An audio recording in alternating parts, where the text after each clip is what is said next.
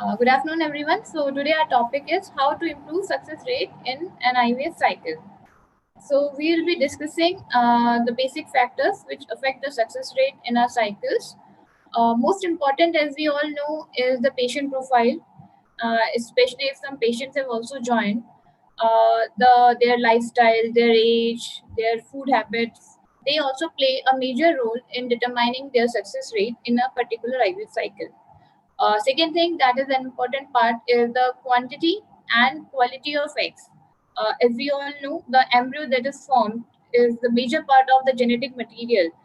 The cytoplasm and other things, they come from the eggs. So the quantity and the quality of the eggs, they definitely play a major role in improving success rate of our cycle. Coming to the third parameter, it is the sperm parameters or the semen parameters, the sperm count, the sperm motility. We'll be discussing all these headings in detail in the further slides. The fourth one is obviously the uterine environment, the lining, the thickness, the pattern, the blood flow at the time of the embryo transfer. And the final is obviously the quality of the embryo. So we'll be discussing what are the various methods, how can we select the best embryo, how can we get the best embryo. So these are the further topics that we are going to discuss. So coming to the patient's profile, we all know the age plays a very important role in determining the quality of the eggs and the fecundity of the female partner and also the semen parameters of the male partner. Uh, Age we know has plays a more important role for the female partner, as we know that there is a steep decline in the quantity as well as the quality of the eggs after the age of 35. We all know that all the females are born with a fixed reserve of eggs, and with the age that reserve gradually declines, but that decline is very steep after the age of 35. So if we are getting a patient of infertility within age of interval of 30 to 35, or if we are getting a female of more than age of 35, then definitely our protocols will differ and our results will also differ.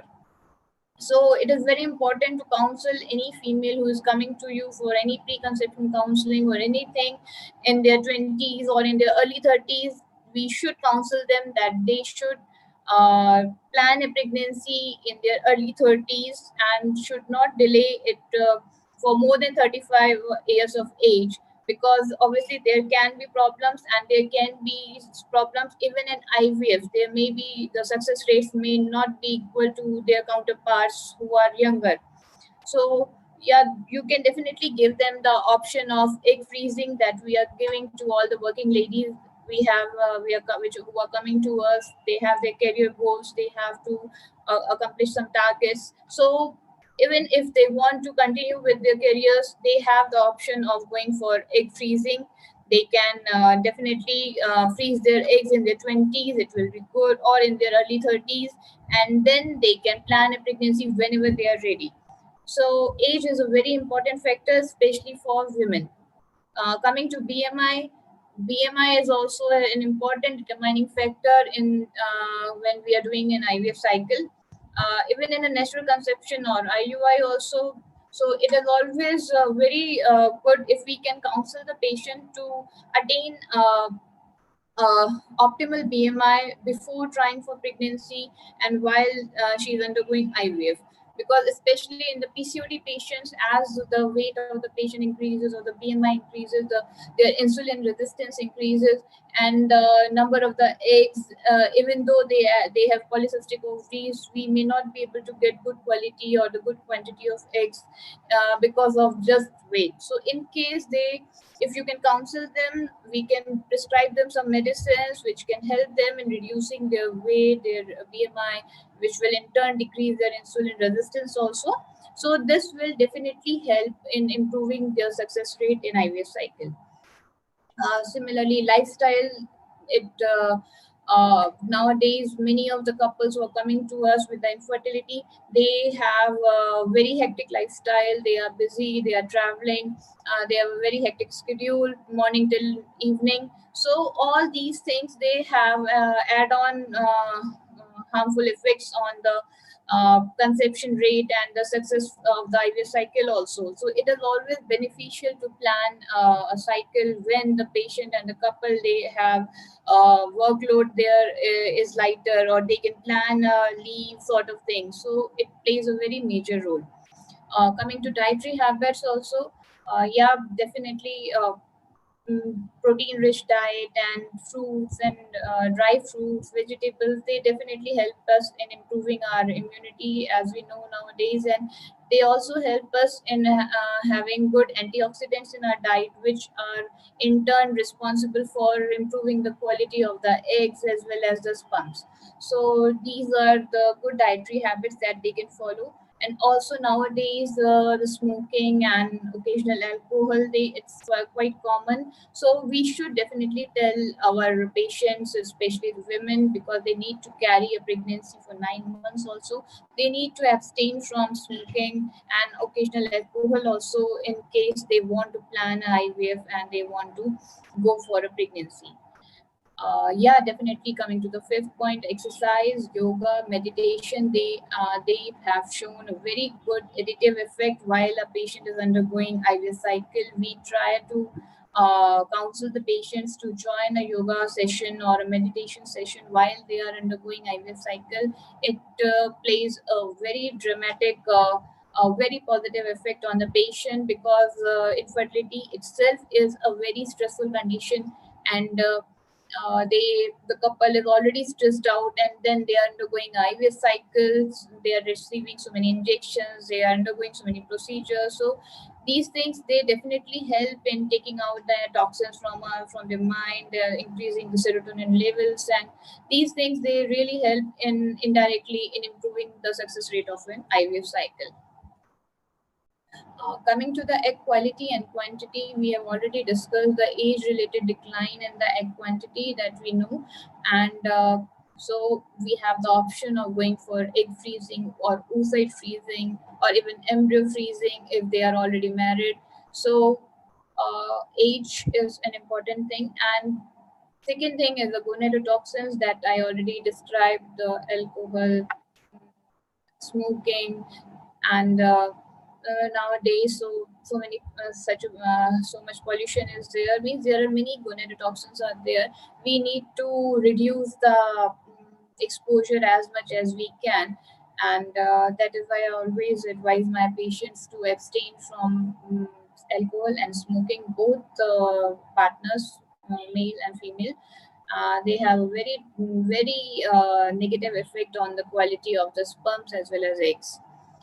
Then there are certain idiopathic reasons of the poor egg quality and poor egg quantity. Nowadays, we are getting many patients with low AMH and low ovarian reserve even in their 20s. So there we sometimes we are not able to find any particular reason for them.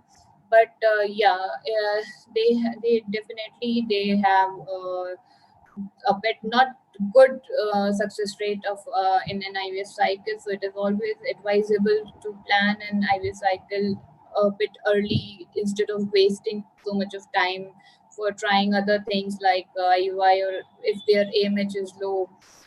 So now coming to the parameters to check the quality and quantity, we have ultrasound. We can do a transvaginal sonography to have a look at the number of follicles, enteral follicle counts. In the ovaries, we usually do it on the second or the third day of the periods, and these are small small follicles which are there in the ovaries. We can count them, and in case the AFC is more than 6 7 in both the ovaries, then it is a good decent amount number of eggs that we can use to make the embryos. If the number is less, like 2 or 3 or 4 5, then we may have to use some other medicines or some other protocol in the IVF cycle to get good number of eggs or good quality of whatever eggs we have. Uh, Similarly, we can also get the blood tests done, like FSH, LH, AMH, estradiol. These all can be done by using blood tests, obviously. So they can tell us what response we can expect from the ovaries if the FSH is more than 8, and similarly LH, or if AMH is less than 1, then definitely we can presume that yeah, our ovaries are not going to give a good number of eggs, so we can give some multivitamins and antioxidants. We can start those medicines prior to the IVF cycle. We usually start them 3 months prior to the IVF cycle. And also we can use the different protocols for retrieving eggs in such patients. We use antagonist protocol. We also use growth hormone. So we need to find out what is the egg quality beforehand, so that we can decide our protocol, and we can also tell the patient, yeah, this is their situation and we need to work specifically in this direction. So we have many medicines which have been proven to improve the quality and quantity. There have been many studies which have shown that yeah, these molecules like DHEA, leucine, valine, they have shown to improve the quality of the eggs. They have shown to improve the AMH levels, and these are available in markets in many combinations. So we can start the patients with these medicines, and if we give them 3 months of these medicines, many times we have seen that low AMH patient, they conceive spontaneously also. Many times I've seen uh, female comes to us with low AMH and they're very stressed out. We start them on these molecules, and many of them they conceive even spontaneously. Otherwise, they conceive in the first cycle of the IVF. So these things, they have been proven in various studies that yeah, they complete some pathway, and they help in improving the quality of the eggs. So melatonin, vitamin D3, they have shown a very good result in improving the number of and the quality of the eggs. Coenzyme Q10 is also a very good molecule. But most of the medicines which are available in market, they contain only a very small amount of coenzyme Q10. The dose that is proven to be good in improving that quality is approximately 600 mg per day. So we need to have a dose of 300 mg tablet is there in the market. So we need to take it twice a day and for 3 months. So all these molecules, when given in optimal quantities, they really have a very good effect in improving the egg quality and the quantity, especially in females who are more than 35 years of age or whose AMH is less than 1.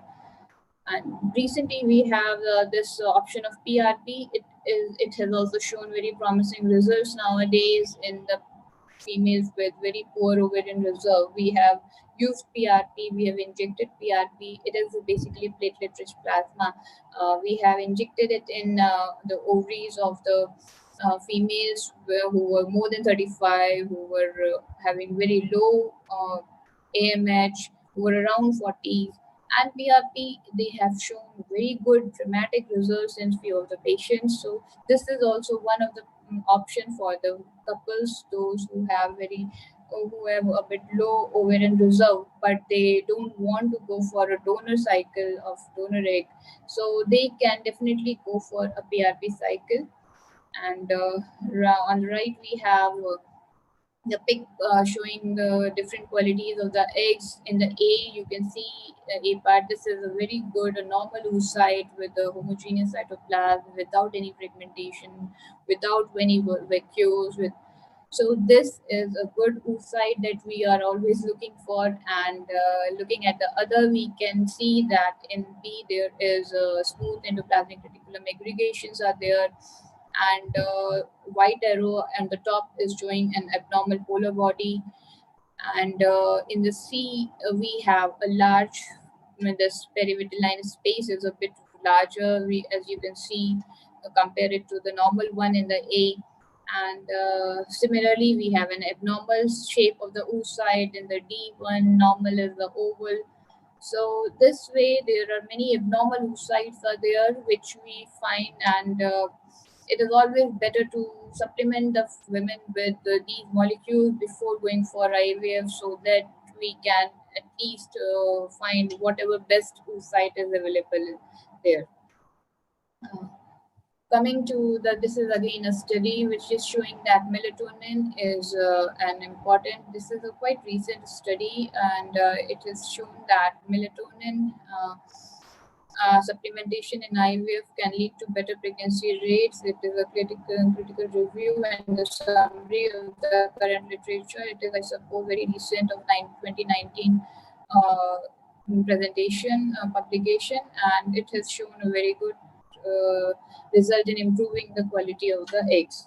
Similarly, this is again one recent study which is showing that vitamin D, it also helps in improving the quality of the oocyte. So all these are very these are very unharming sort of supplements which we can definitely give before starting an IVF cycle, and they have a very positive effect on the patient. Patient also gets time to make up her mind, and she gets supplementations which helps in improving the quality of the oocytes. So yeah, definitely this is a picture, this is a smile which we get once we get a very good quality embryos and the oocytes. Coming to semen parameters, they remove all the important parameters which we are looking at are the volume, count, motility of the sperms, morphology of the sperms, vitality, pulses, and DNA fragmentation index. WHO keeps on changing their parameters, and what we are finding right now, what they have found out with all that research of so many years, that if the volume is 1.5 ml, then also it is normal. Earlier, we used to say that if it is less than 2 ml, then it is abnormal, but now they have reduced the cutoff of the abnormal volume to 1.5. Similarly, they have reduced the cutoff of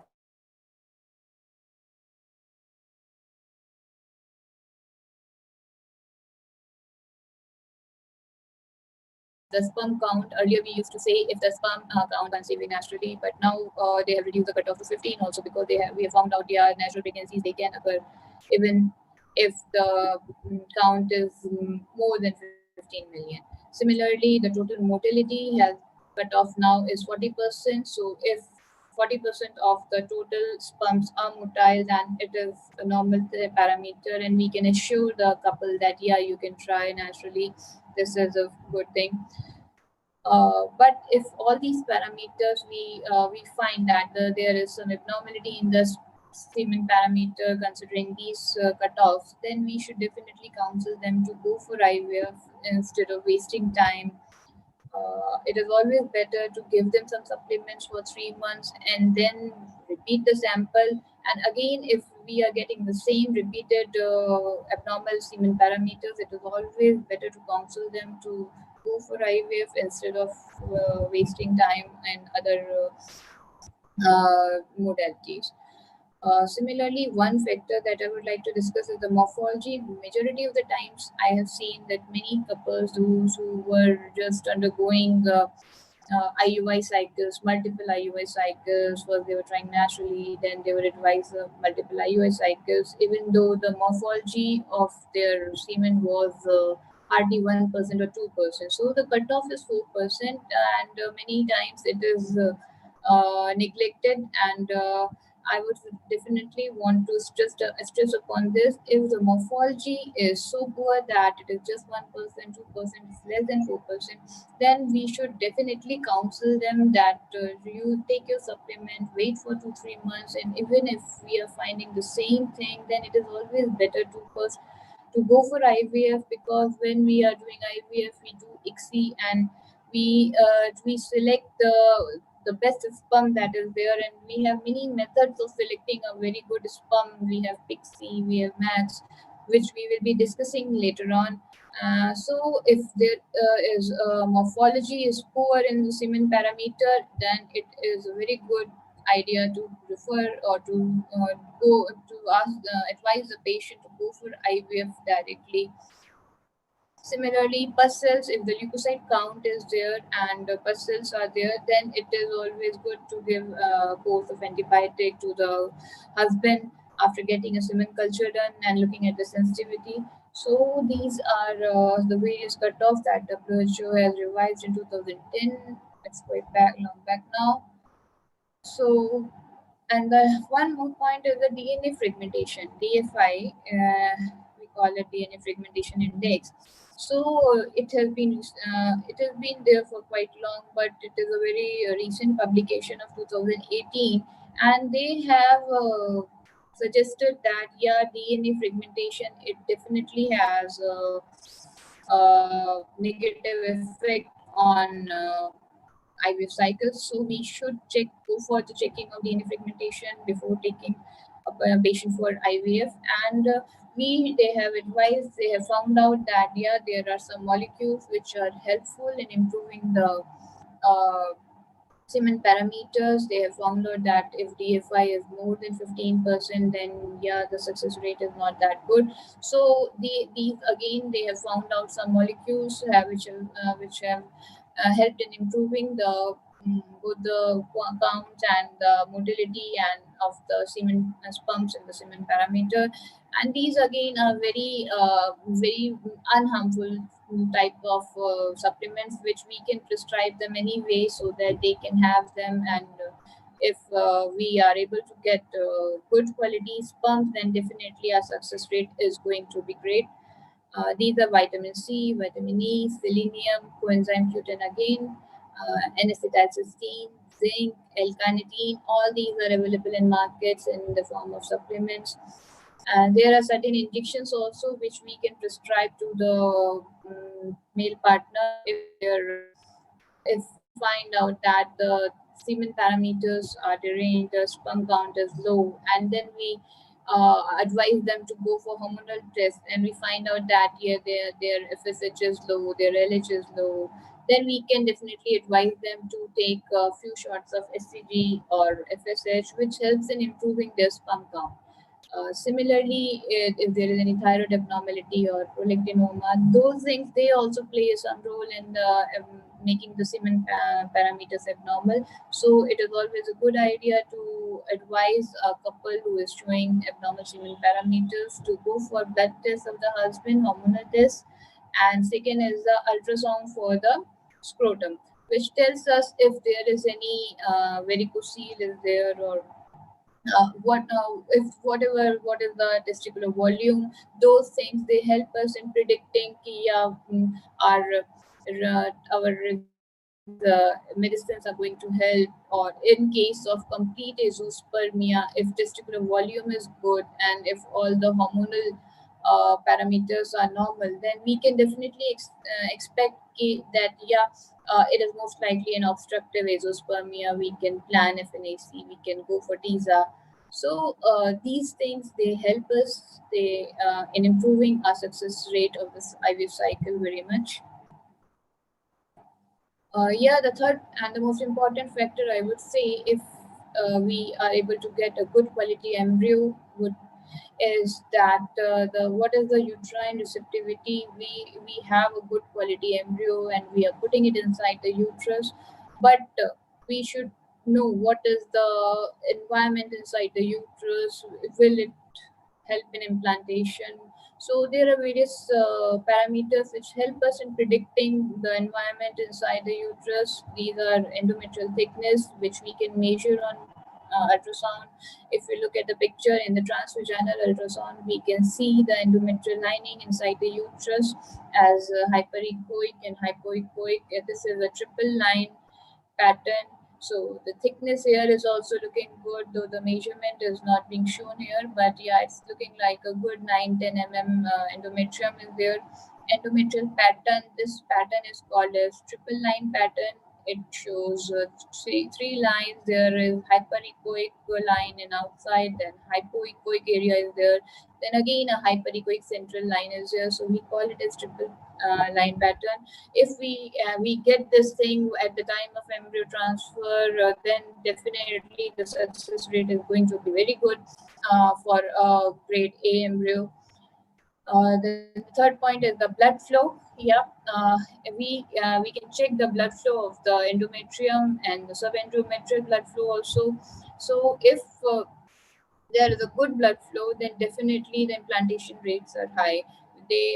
I'll be showing you further that we have divided the blood flow endometrium into three zones depending upon the blood flow. We'll be discussing it. Then again, the calcifications they have, if the calcifications are there, yeah, they have a very negative predictive value for the success rate of the IVF cycle. ERA means endometrial receptivity array. It helps us in predicting if the endometrium is in the window of implantation. We have this window right now, or is it delayed, or is it gone? So ERA helps us in telling us that. We will be discussing it in detail in further slides. Similarly, adenomyosis, if it is there in the uterus, then it definitely has very negative predictive value for the IVF cycle success rate. So I usually prefer to first do the ovum pickup and make good quality embryos, then freeze them. And for adenomyosis, I usually advise the women to take GnRH agonists. They help in basically subsiding the adenomyosis. So if we give them 1 month, 2 month, or 3 month injections of GnRH agonists, the adenomyosis subsides completely, and we get a very good picture after that adenomyosis. The myometrium looks better. So this has proven in my cycles to improve the success rate of implantation once the adenomyosis settles down after GnRH agonist. Similarly, polyps, yeah, if we can see a polyp inside the endometrial cavity here, somewhere here, we'll be seeing a hyperechoic shadow. Then definitely we need to plan a hysteroscopic procedure to take out the polyp. It is a very simple procedure nowadays. Patients, they need to get admitted just for a half day sort of. They come in the morning, they go in the evening, and we just remove the polyp using scissors. We try to avoid use any current there, bipolar or unipolar. We try to use just scissors so that there is not there, we don't cause any damage to the endometrium. But yeah, in case the endometrial polyp is bigger and highly vascular sort of, then we may, or basically it is a myoma, then we definitely have to use a loop, bipolar loop. Similarly, if fibroids are there, so we need to find out, do the mapping of the fibroids. If fibroids are subserosal or intramyometrial, then they are away from the cavity, then they don't cause any problem as such for IVF. But if they are submucosal, they are crude, they are distorting the cavity, then we need to plan a myomectomy first, and then only we can do a embryo transfer after maybe 1.5 years or 2 years. So it is always better to have fibroid mapping. Recently, we had a patient of multiple IVF failures. She was an African lady, and she had many fibroids. But luckily, when we did the fibroid mapping, all the fibroids were outside the cavity. They were not distorting the cavity. Some of them were intramyometrial, some of them were subserosal, but our cavity was saved. We planned a hysteroscopy for her also. We looked at the cavity, it looked fine. Then we proceeded with the embryo transfer, and yeah, she conceived, and she is almost 6 months pregnant right now. Her fibroids are there, but yeah, we are keeping our fingers crossed, and she is going well. We hope that we may be able to go up to 9 months with those fibroids along with the baby. So fibroids, they have play a major role depending upon their location. Coming to hydrosalpinx, yeah, hydrosalpinx has a very negative effect on the success rate of an IVF cycle. If we locate a hydrosalpinx before embryo transfer, we definitely cancel it, and we first plan clipping of that tube, and then we go for a transfer in the next cycle, because hydrosalpinx, they have shown, I have seen that yeah, they hamper a lot in implantation of the embryo. So hydrosalpinx, we should definitely remove them before going for embryo transfer. Yeah, this is one study. This is from my institute or my thesis guide only. Dr. Nina Malhotra. This was done, and this was published a few years back. But yeah, it showed very clearly that endometrial thickness, when it was less than 6 mm, then the success rate was very low. So we definitely look for what is the thickness of the endometrium when we are going for embryo transfer. If the endometrial thickness is between 6 to 14, it is good. We can plan embryo transfer. Yeah, definitely the success rate of the implantation will be highest if it is between 8 to 10. As we can see in the study, that 55% of the patients they conceived out of 101, and the thickness also has a negative effect. If it is more than 14 then in this study there was hardly any conception, and in other studies of the western countries also we have seen that if the thickness is more than 14 it is better to postpone the embryo transfer for the next cycle.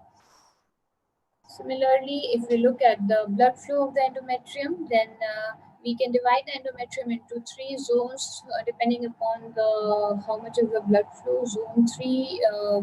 Zone 1 is that the blood flow of the endometrium we can see only in the outer hyperechoic part. So that is called zone 1. The success rate is a bit lesser for such patients. So we need to work upon improving the blood flow. We can give them ecosprin, or we can give them blood thinners. We can also start them on heparin injections, which helps us in improving the endometrial blood flow.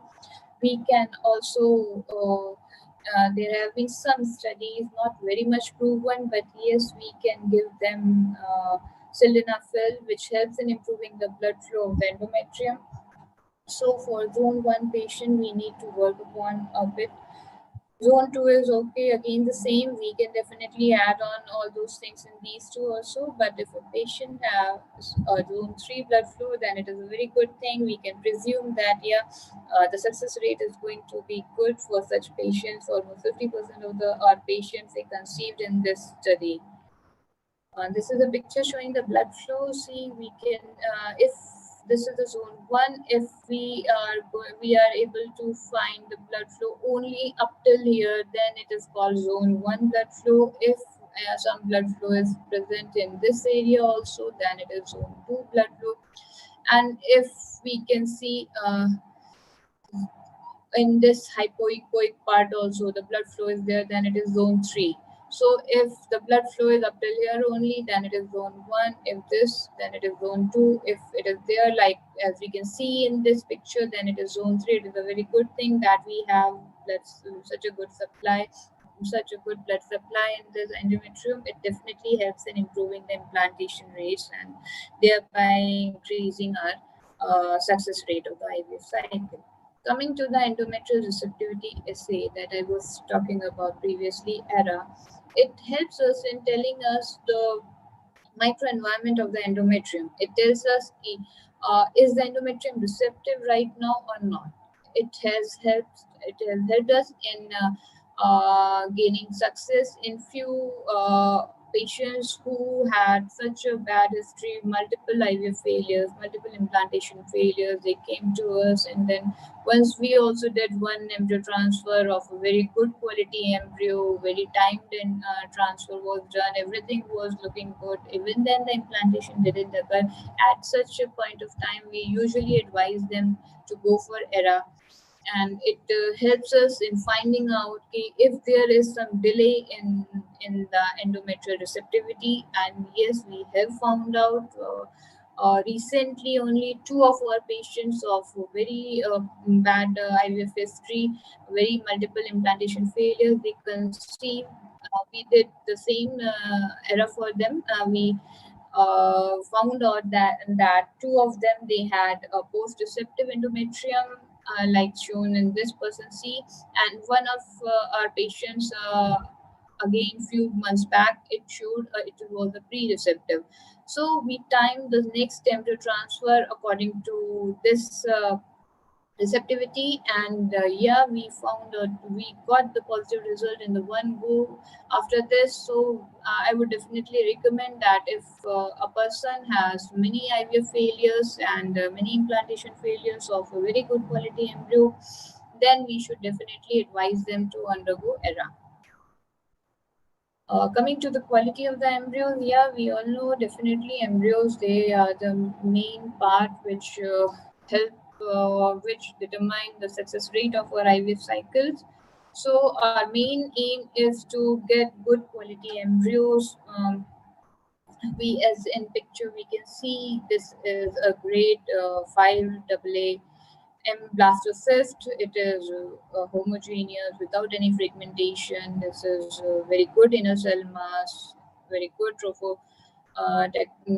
so this is a thing that we always want, that we get such a good quality, beautiful embryos. But yeah, many times we are unable to get good quality of the embryos. So in such cases, we have to decide what to do, how to proceed in case we get a negative result.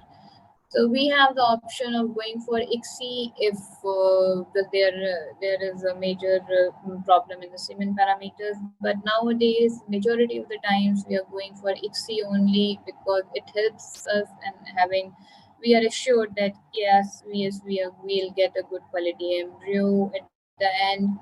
MC is also a very good, very helpful technology in selecting a good sperm.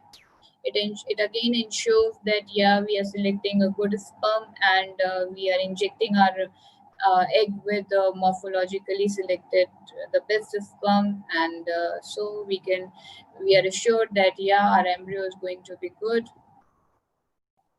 So coming to the day 3 and day 5, if we compare, obviously we all know the success rate of a blastocyst transfer is definitely better because many times we have seen it helps us in finding getting a natural selection also. Many times the sperm factor gets activated after day 3, and some of the embryos they degenerate after day 3. So in this way we can select a very good embryo.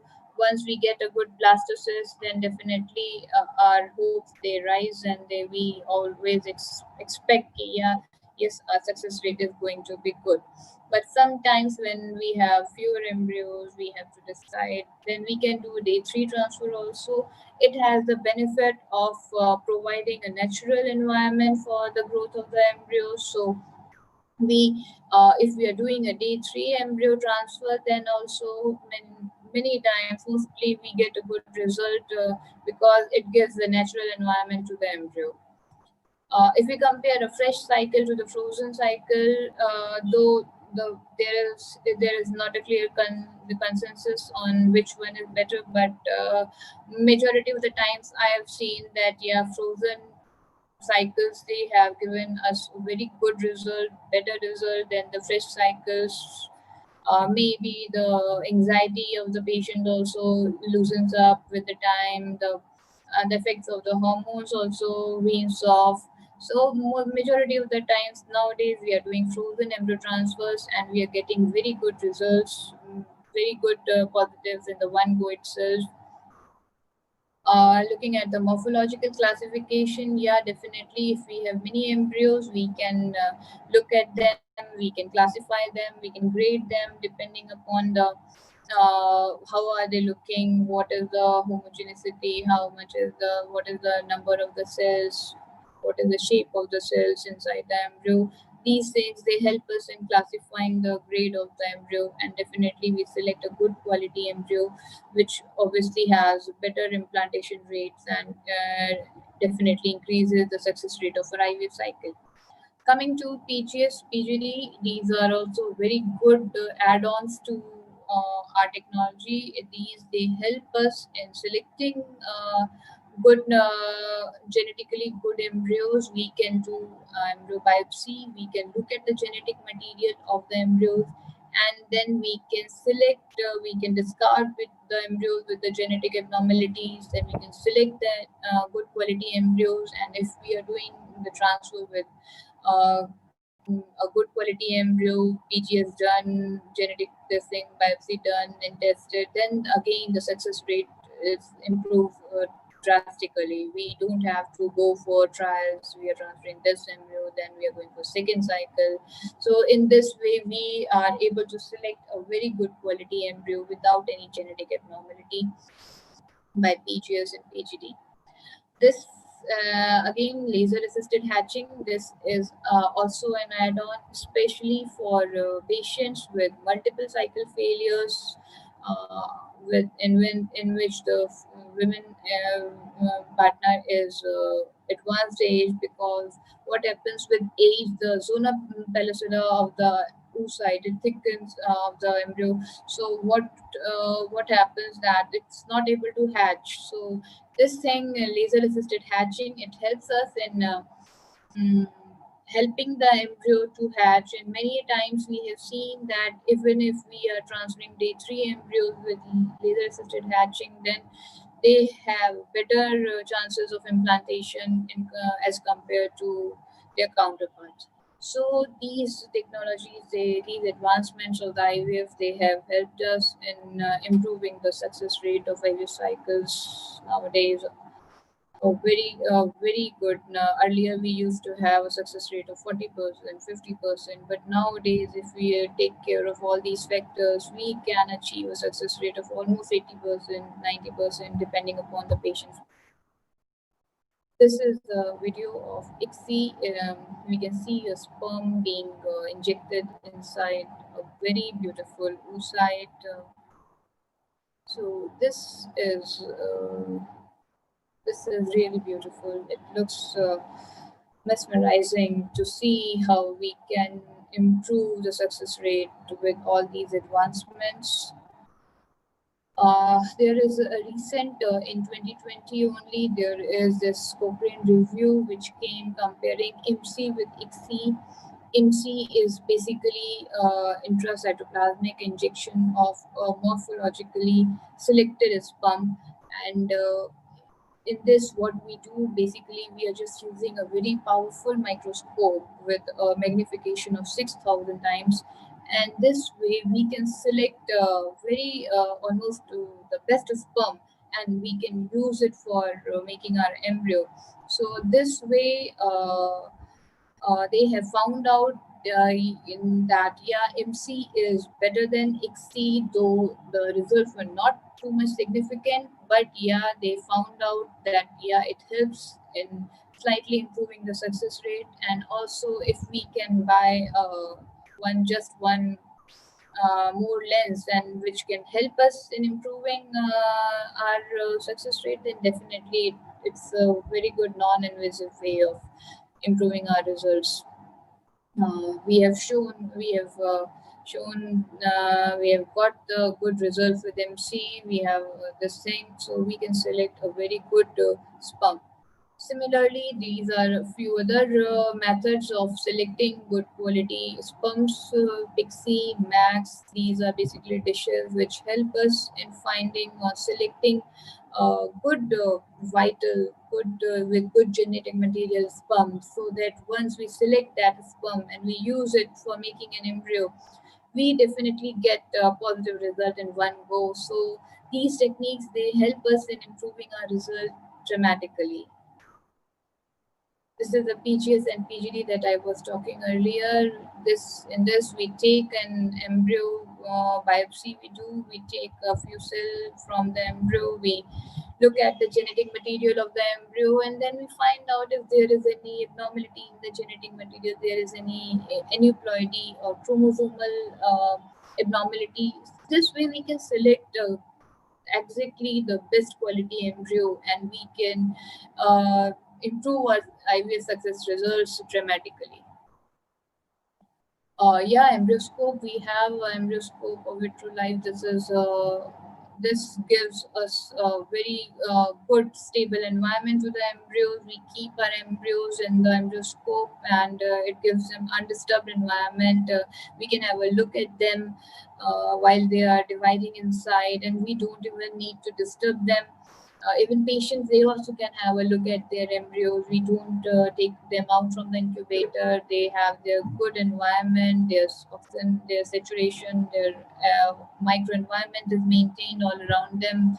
This way, again, we are able to make very good quality A grade embryos. And this thing is just, I would say, just one time you need to buy an embryoscope, and once you have it, the patients also, it's hardly any add-on to their cycles, and it's not that costly also. As we were talking about PGS and PGD, it is a bit costly right now if we are doing PGL biopsy for 4 embryos. It is costing approximately 50,000 to the patient. So approximately while embryoscope, if we are using, so per patient, if we see the add-on to the patient is hardly 3,000, 5,000. So if we compare the cost benefits ratio, then I would say embryoscope is a very good thing which helps us in making a good quality embryo and improving our success rate. If you want to read my article on the success rate, you can definitely visit my website www.drvaishalisharma.com. I recently published an article on this topic.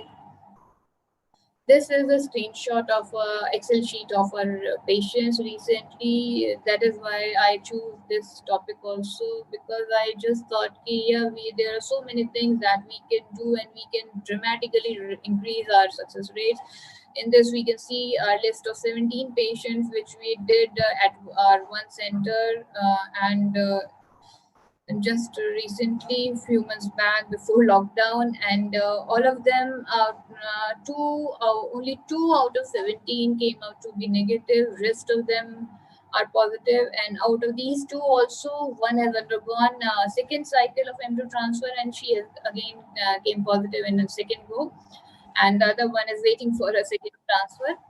So I would definitely say, yeah, we got such good results with by using all these techniques. So it can definitely help everybody out there. We can improve our cycle rate, and we can definitely help our patients by using these techniques. Thank you. Thanks a lot for patient listening. Thank you, Dr. Vaishali Sharma. It was such a insightful session, ma'am, and doctors have thanked for this session. And we have got a question, ma'am, from one of our user. Yeah. So the question I would request you to address it, ma'am. The question is from Mrs. Shruti from Mumbai. And the question is, I am 31-year-old. My partner and I have been trying for 1.5 years. When is the right time to come in to meet with a fertility specialty? If she is 31 and she has been trying for 1.5 years, then I would definitely suggest her to visit any nearby clinic. At least get her this thing checked, her hormone level checked, and basic testing she needs to do. If all the basic testing comes normal, then we can advise her the minimal requirement that is there of supplements or medicines. But yeah, 1.5 years is the time that she should visit, because we usually advise a cutoff of 1 year for any couple who has been trying for more than 1 year. They should visit. And if the age is more than 35 years, then we definitely ask them to visit, even if they have tried for 6 months and they have not conceived. Thank you so much, Dr. Vaishali Sharma, for your time, ma'am. It was an insightful session, and I thank you on behalf of all the doctors and users, and from Live And thank you so much for your time, ma'am. So we like to host you again in future, ma'am. Okay, thank you. Thanks a lot, Roshan, and thank you for organizing such a good session. Thank you. Thank you so much.